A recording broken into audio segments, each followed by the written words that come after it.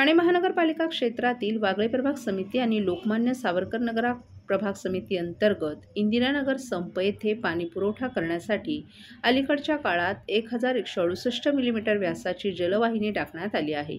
ही जलवाहिनी कार्यान्वित करण्याकरिता इंदिरानगर नाका येथे 750 मिलीमीटर व्यासाच्या जलवाहिनीवर वॉल बसवण्याचं काम करणं आवश्यक आहे। परिणामी बुधवारी 26 नोव्हेंबर रोजी सकाळी 9 ते गुरुवारी 27 नोव्हेंबर रोजी सकाळी 9 वाजेपर्यंत एकूण 24 तास पाणीपुरवठा बंद राहील।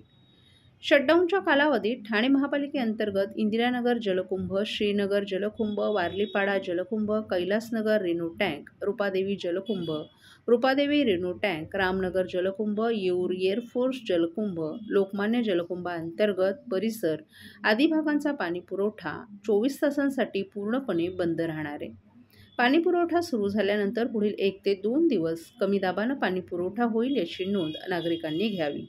तसंच पाणी कपातीच्या कालावधीत पाण्याचा वापर काटकसरीनं करून ठाणे महानगरपालिकेस सहकार्य करावं असं आवाहन करण्यात आलं आहे।